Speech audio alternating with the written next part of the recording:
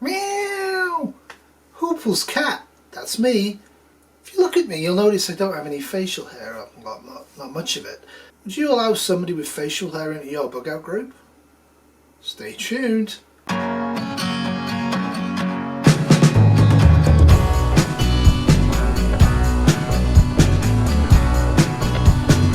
Not only is facial hair de rigueur in prepping, but seems to be an endemic thing. If you look at all of these pictures, you'll see some preppers, some homesteaders, and some random celebrities.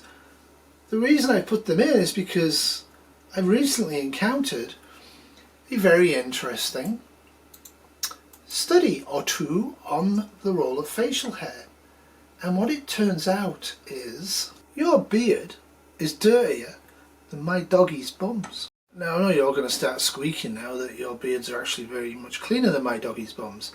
But it turns out that in Switzerland they did a very, very tiny study, and all 18 of the guys with beards had high levels of bacteria, and I think 7 or 8 of them had dangerous bacteria lurking in their beards. So in a grid down situation where you're all tired and run down, those people with beards could easily shed huge amounts of bacteria into the clean shaven and more attractive members of the group, causing a localized pandemic. Yes, your beard could kill everybody in grid down. Now, it's not all bad news for beards. There has been some studies done that suggest that we can find new antibiotics from the growth in beards, so that might be helpful, but it won't help from grid down. The other thing is that a lot of people with facial hair actually believe that they're more attractive to women, and certainly some women find men with facial hair a lot hotter than clean shaven men. But did you know that 43% of all women will not sleep with a guy with facial hair? They're very, very prejudiced against facial hair. But this whole point of infected beards is actually worse the longer the beard is. And as you can see, quite a few of the prepping fraternity have very, very long beards. Now I've always wondered, what are they hiding? But Tyler of Let's Talk About Prepping mentioned he actually keeps a knife in his beard, which could be a good idea, unless of course you fell over and cut your neck off. There's also been a study that shows guys with facial hair actually make for more loyal and better boyfriends.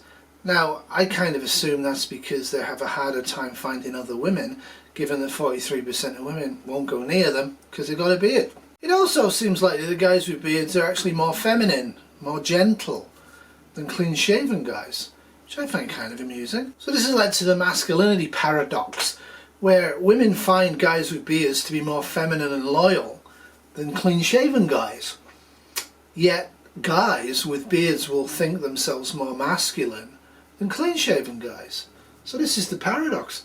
But I put it to you that what women think is more important than what men think. So this study found that beards are magic.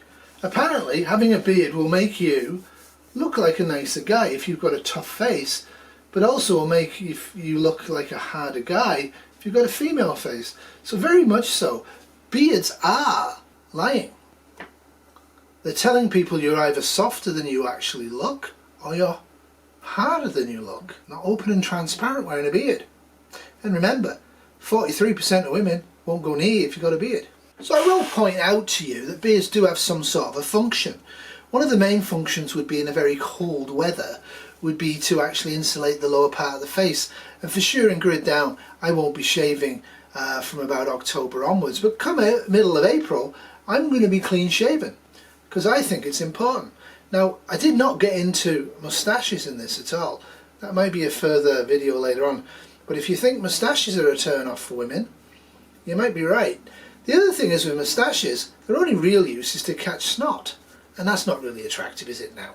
So if you do have a beard, you should consider shaving it off, because you're excluding 43% of women from ever wanting to sleep with you.